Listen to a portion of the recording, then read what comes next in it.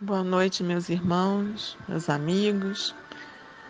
Segunda-feira, estamos aqui reunidos com o propósito de estudarmos esta doutrina que nos ajuda, que nos auxilia, nos conforta, que possamos elevar o nosso pensamento a Deus e agradecermos a tudo o que temos, agradecer o nosso lar, o nosso pão de cada dia, os nossos familiares, agradecer pela vida, pelo corpo, pela nossa saúde. Obrigada por estar sempre conosco, através dos bons espíritos, dos nossos anjos da guarda. Que o Senhor, de infinita sabedoria e misericórdia, possa nos auxiliar e nos guiar no bom caminho. Que tenhamos a certeza de que estás conosco, nos livrando do mal. Obrigada, meu Deus, por tudo. Ampare a humanidade, que nesses momentos em que estamos passando, que a nossa fé possa ser sustentada no nosso conhecimento, na nossa esperança em dias melhores. Obrigada, meu Deus, por tudo. Fica conosco e com esta prece possamos iniciar o nosso culto na noite de hoje. Que assim seja. Graças a Deus. Boa noite, meus irmãos. Que Jesus nos abençoe. Hoje, segunda-feira, nós iremos dar continuidade ao estudo do Livro dos Espíritos, na parte segunda, do Mundo Espírita ou Mundo dos Espíritos, no capítulo 9, da intervenção dos espíritos no mundo corporal. E os assuntos serão pactos, poder oculto, talismãs, feiticeiros, bênçãos e maldições. Antes de entrarmos na primeira pergunta, vamos verificar o que significa pacto. No dicionário está descrito assim: ajuste ou combinação informal entre duas ou mais pessoas, sem caráter legal. Ou então, contrato entre duas ou mais pessoas ou entidades em que se estabelecem geralmente direitos e deveres para as partes envolvidas. Então, o pacto, ele pode ser um ajuste ou uma combinação informal entre duas ou mais pessoas, e ele pode ser um contrato firmado entre duas pessoas ou entidades que estabelecem direitos e deveres entre as partes envolvidas. E o que seria o direito num pacto? O direito é aquilo que eu posso ter, é o que eu posso fazer, é uma regalia, é um privilégio que eu vou ter, feito este pacto. E o dever? O dever é uma obrigação, o que eu vou ter que pagar. Após eu ter recebido, eu terei que pagar. Então, o pacto ele pode ser uma combinação, um ajuste informal, mas ele pode também ter esse caráter de contrato e aonde estabelecem aí direitos e deveres entre as partes. Visto isso, vamos à primeira pergunta. A 549, Kardec faz o seguinte questionamento: há algo de verdade nos pactos com os maus espíritos? Será que existe mesmo os pactos com os maus espíritos? Existe um contrato aí firmado com os maus espíritos? E os espíritos respondem que não. Não há pactos. Não há pactos como? Não há um contrato firmado, não há uma combinação indissolúvel. Eles continuam. Ou seja, existe, porém, naturezas más que simpatizam com maus espíritos. Então, o que há aí? É uma sintonia. Naturezas más que simpatizam com maus espíritos. E o que podem fazer nesta sintonia? O que eles podem fazer aí? Os espíritos continuam aí com exemplo. Eles falam: queres atormentar o teu vizinho e não sabes como fazer.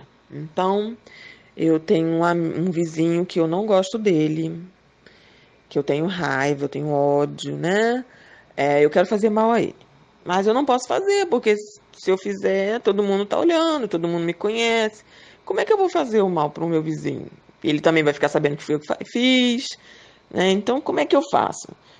Os espíritos continuam. Chama, então, por espíritos inferiores que, como tu, só querem o mal e que, para te ajudarem, exigem que também os sirvas em seus maus desígnios. Olha só. Então, existe um pacto aí. Que pacto é esse? Existe um contrato firmado? Não, existe uma combinação, não é? Combinei com o espírito inferior. Você me ajuda que eu te ajudo. E ele vai exigir o pagamento. E ele continua: mas não se segue que o teu vizinho não possa livrar-se deles por meio de uma conjuração oposta e pela ação de sua vontade. Então, não é apenas eu quero fazer o mal ao meu vizinho, sintonizo aí com os maus espíritos, faço aí uma combinação. Olha, vocês me ajudam, que eu depois vocês podem me cobrar, que eu vou ajudar vocês. E ele vai fazer o mal e o mal vai acontecer. O mal vai se concretizar com o meu vizinho. Não é assim. O que os espíritos falam aqui? Falam que o vizinho, ele pode se livrar deste mal, desde que ele faça uma conjuração oposta, ou seja, uma união oposta, uma aliança oposta. Então, se eu que quero fazer o mal, fiz uma aliança com espíritos inferiores, qual é a conjuração oposta? É eu fazer uma aliança com espíritos superiores, com espíritos bons. Aquele que intenta, ou seja, aquele que experimenta praticar uma ação má, pelo simples fato de alimentar essa intenção, chama em seu auxílio maus espíritos, aos quais fica então obrigado a servir, porque dele também precisam esses espíritos para o mal que queiram fazer. Então não é necessário ter um contrato, não é necessário ter aí um ajuste, uma combinação. Basta apenas eu ter a simples intenção de praticar uma má ação. Eu já chamo para perto de mim, já trago para próximo o auxílio de maus espíritos. Que vão me ajudar? Vão, mas que vão cobrar a ajuda, independente do objetivo ser alcançado, tá? Independente, porque eles vão tentar. O vizinho, através da sua união com a espiritualidade maior, não vai ser abalado, não vai conseguir ser atingido. Mas pelo simples fato dos espíritos terem feito alguma coisa ou terem tentado, eles irão cobrar, né? Então é por isso que nós precisamos ter cuidado com aquilo que a gente pensa, com aquilo que a gente pede. Como ele diz aqui no final, nisto apenas é que consiste o pacto. Então basta a intenção, basta você alimentar a intenção de fazer o mal, que os espíritos já vêm em seu auxílio, mesmo que eles não tenham nada contra aquela pessoa que vão fazer o mal. Mas pelo simples fato de também pensarem igual a você, né? No livro Roteiro, que foi psicografado por Chico Xavier, editado por Emmanuel, na mensagem de número 28, intitulada Sintonia, Emmanuel nos fala que as bases de todos os serviços de intercâmbio entre os desencarnados e os encarnados repousam na mente. Então, a base de todos os serviços desse serviço, eu pedi aí uma ajuda, né? Essa troca, essa permuta, ela consiste em quê? Na mente, no meu pensamento, né? Atraímos companheiros e recursos de conformidade com a natureza de nossas ideias, aspirações, invocações e apelos. Então, como nós estamos falando de sintonia, não é apenas uma sintonia ruim. Eu posso ter aí uma sintonia boa. Olha o que ele coloca aqui. Atraímos companheiros e recursos de conformidade com a natureza de nossas ideias. Então, nós é que atraímos. Então, se eu tenho ideias boas, se eu tenho aspirações nobres, se eu tenho apelos que são benéficos, eu vou atrair o quê? Espíritos de que natureza? Espíritos de natureza boa, de natureza superior. Mas, se eu tenho em mim ideias más, aspirações invejosas, apelos egoísticos, eu vou trazer para perto de mim espíritos de que natureza? Natureza inferior, natureza má. Assim acontece. É como nós que estamos aqui na Terra. Nós nos simpatizamos, nós nos unimos em grupos pelas nossas afinidades. Quando nós vamos à congregação, nós estamos lá por quê? Porque o grupo vai orar, o grupo vai para a mesma religião, para o mesmo lugar aonde as minhas ideias simpatizam, aonde eu acredito. Então, nós nos atraímos ou nos repelimos através das nossas aspirações, dos nossos pensamentos. Ele continua, Emmanuel.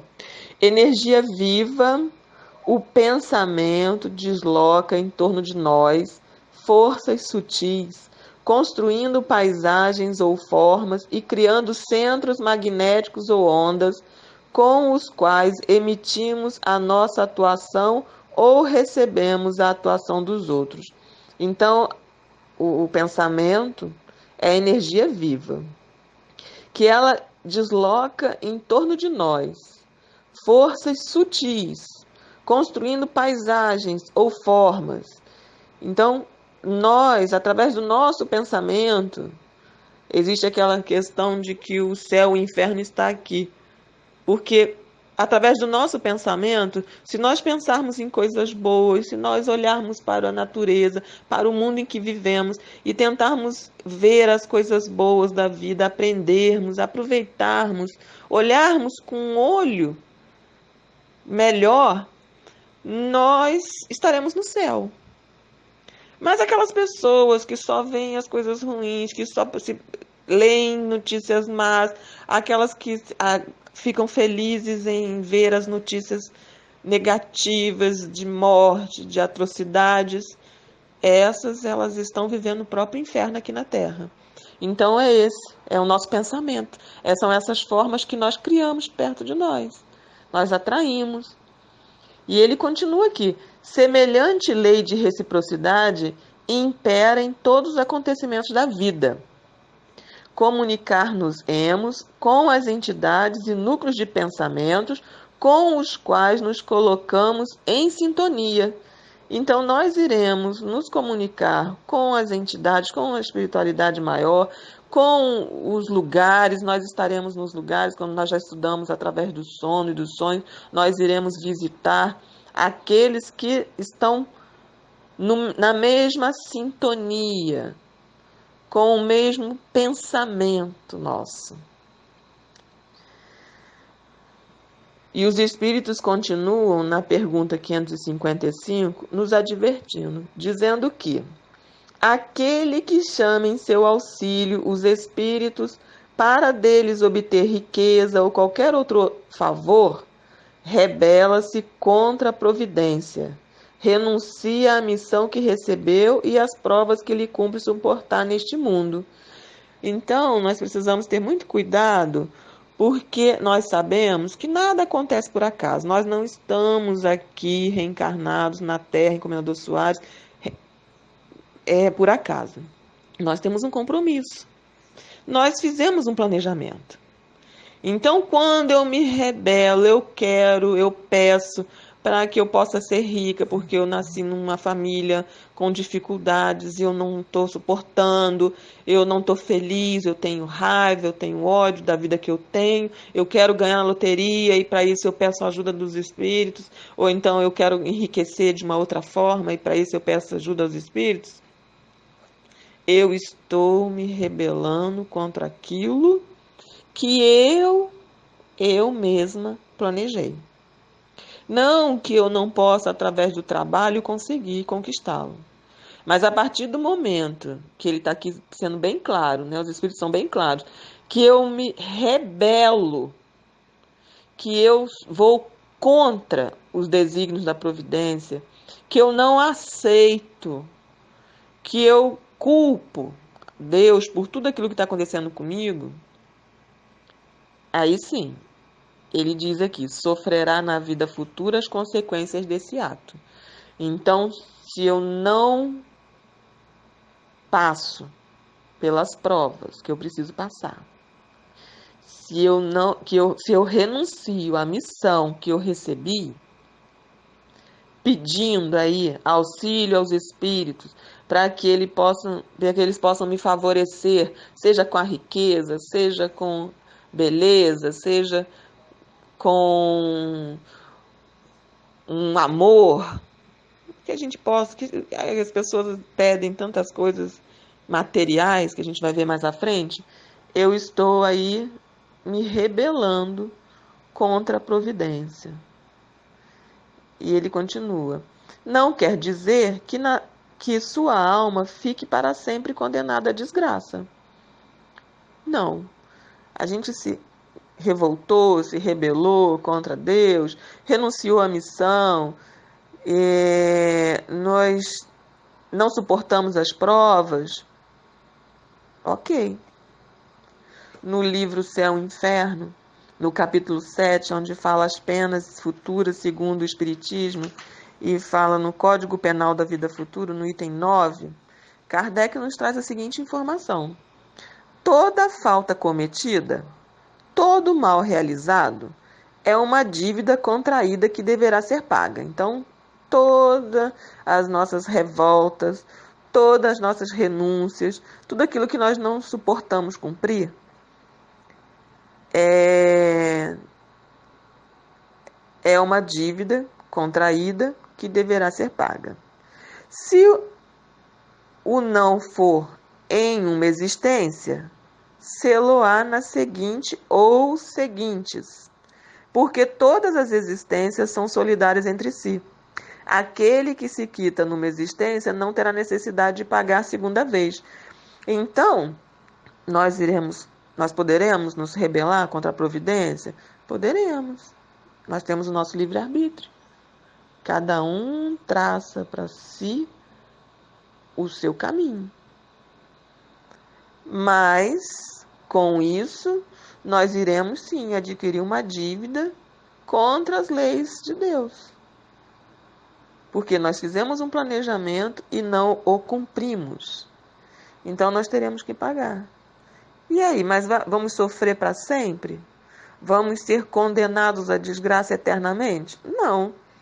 Como no próprio Item 9. Toda falta cometida, todo mal realizado é uma dívida contraída que deverá ser paga, mas que poderá ser paga nesta vida, na seguinte ou nas seguintes.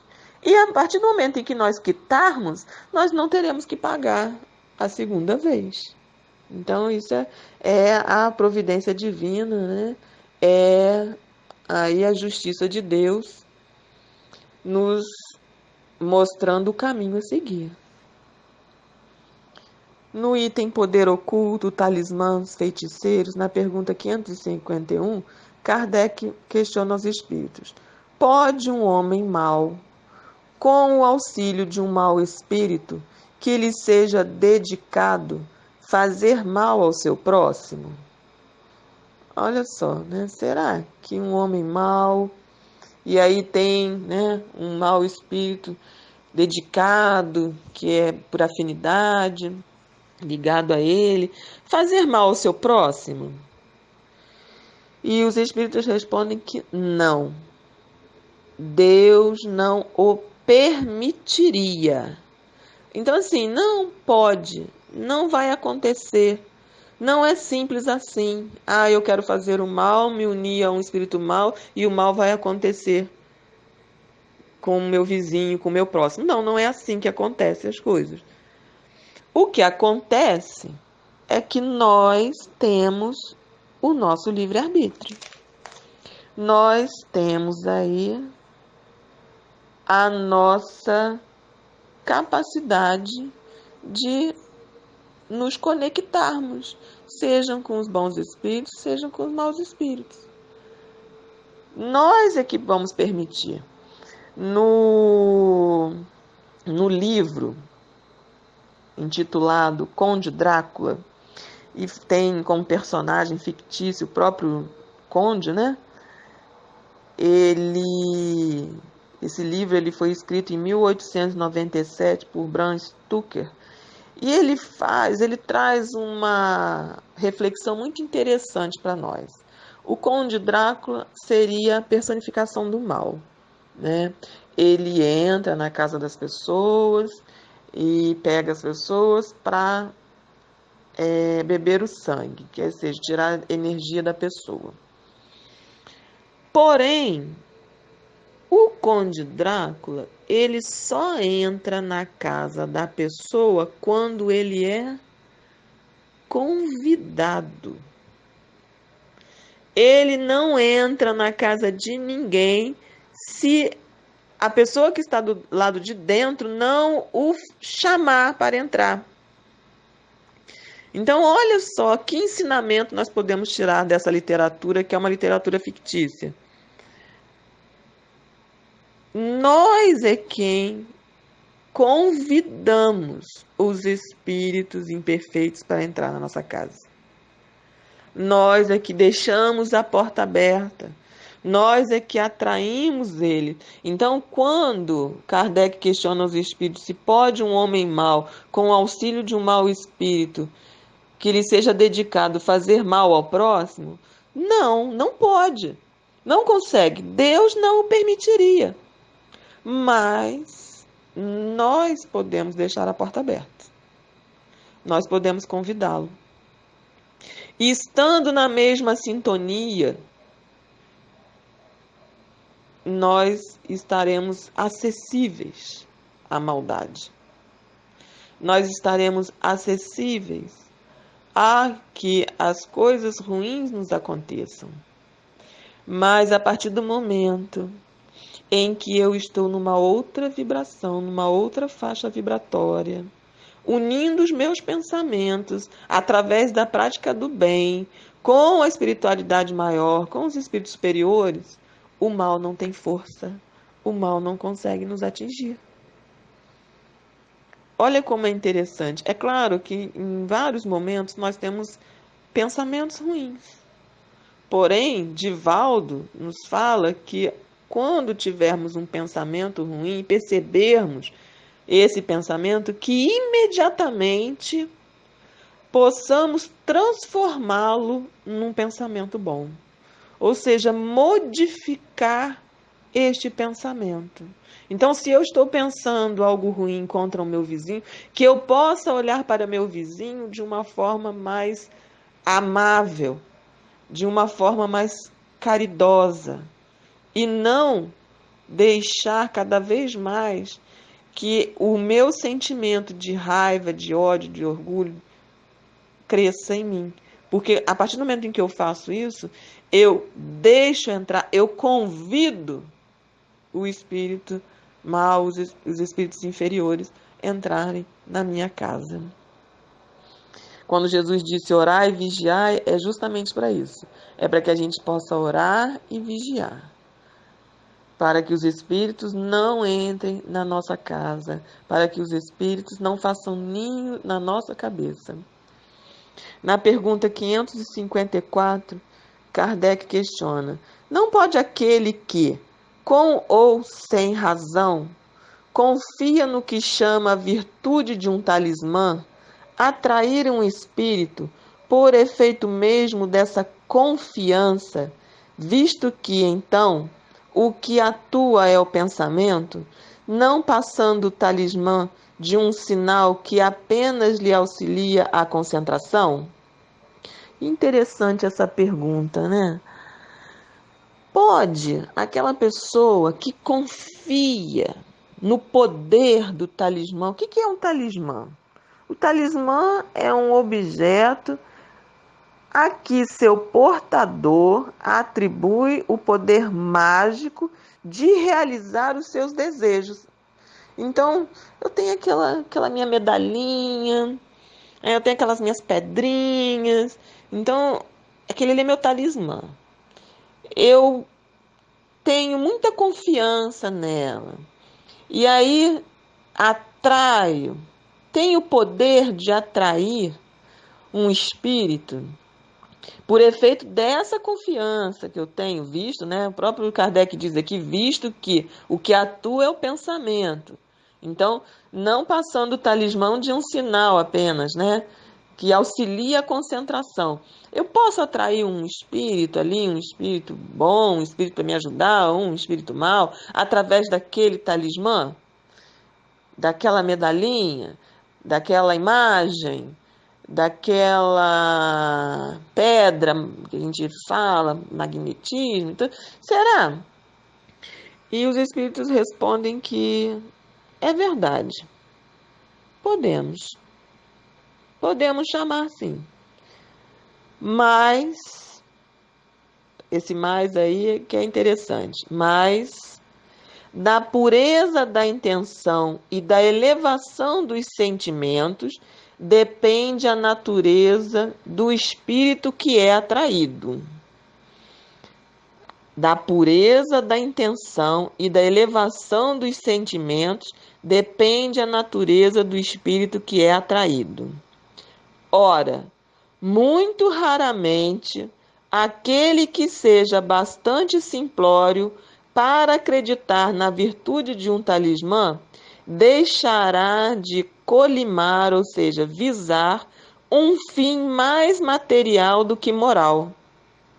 Então, ele está dizendo aqui que sim, pela pureza das intenções, elevação de seus sentimentos, você pode atrair um espírito através daquele talismã, daquela medalhinha, daquela imagem, daquela pedrinha, você pode. Mas ele diz aqui, continua. Ora, muito raramente, aquele que seja bastante simplório para acreditar na virtude de um talismã deixará de colimar, visar um fim mais material do que moral.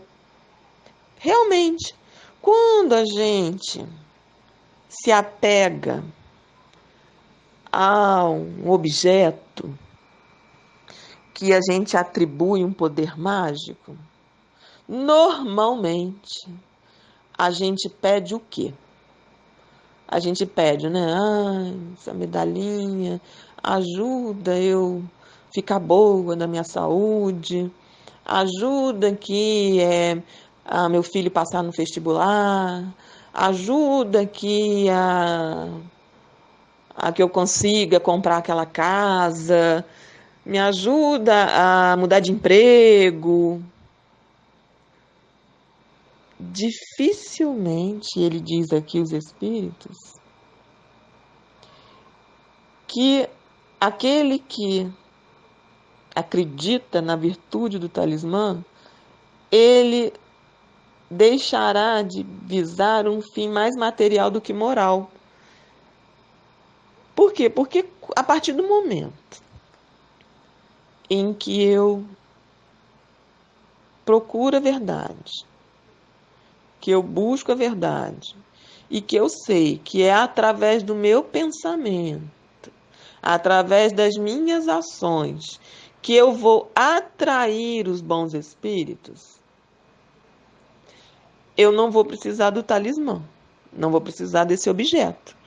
Por quê? Porque o que eu quero? Eu quero atrair os bons espíritos para me ajudarem, me auxiliarem. E me auxiliar a quê? Se eu vou me comunicar com os bons espíritos, o que eu peço aos bons espíritos? Que me dê o quê?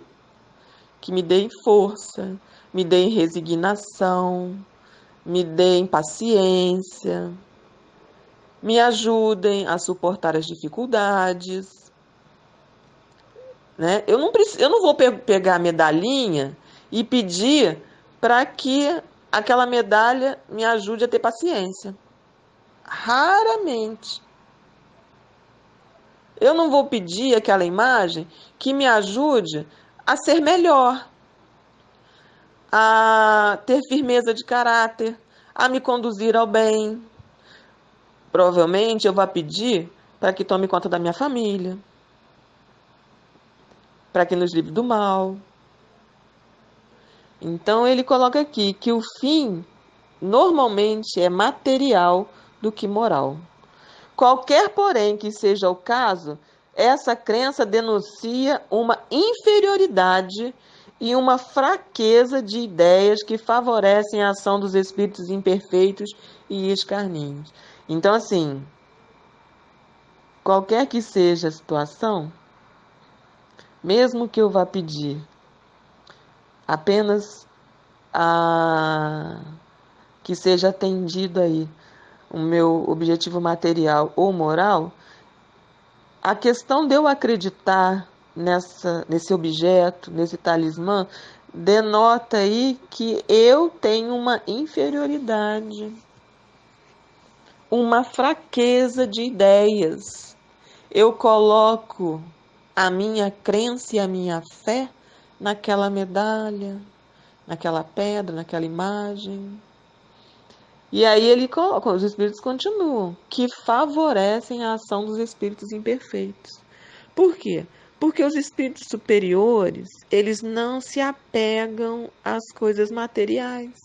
Eu não preciso de coisas materiais para me conectar com os espíritos superiores.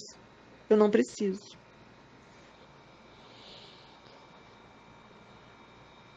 No item bênçãos e maldições, na pergunta 557, Kardec faz o seguinte questionamento: podem a bênção e a maldição atrair o bem e o mal para aqueles sobre quem são lançados? Será que pode as bênçãos e a maldição atrair o bem ou o mal para aqueles sobre quem são lançados? E os espíritos respondem: Deus não escuta a maldição injusta e o culpado perante ele se torna o que a profere. Como temos os dois gênios opostos, o bem e o mal, pode a maldição exercer momentaneamente influência, mesmo sobre a matéria. Tal influência, porém, só se verifica por vontade de Deus como aumento de prova para aquele que é dada dela objeto. Demais, o que é comum é serem amaldiçoados os maus e abençoados os bons.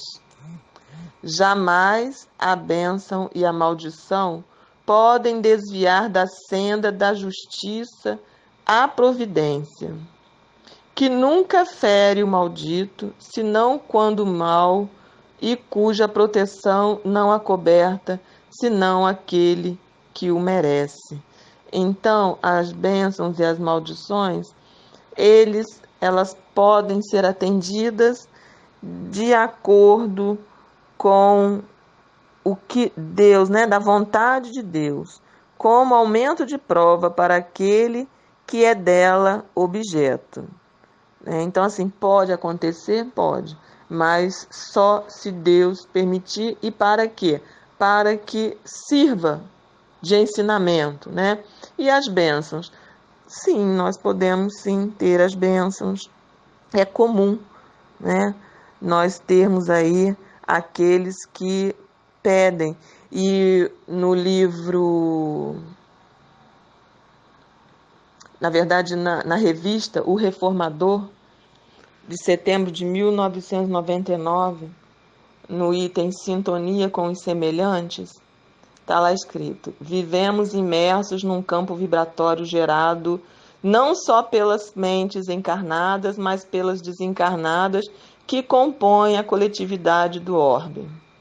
Os dois planos irradiam ininterruptamente energias mentais heterogêneas que se entrecruzam, entrelaçam e são absorvidas pelas que lhes são afins, ou repelidas pelas que lhes são adversas, gerando um conflito de interesses e intenções, onde cada qual recebe o seu quinhão através da sintonia que estabeleça.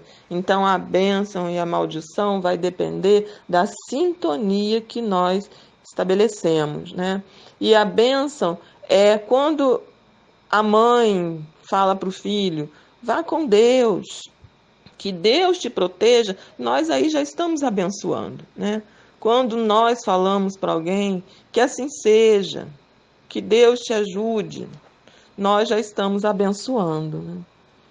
Bom, meus irmãos, nós já estamos chegando ao fim do nosso estudo de hoje, agradecendo a oportunidade, né, de estarmos aqui, de estarmos reunidos para estudarmos.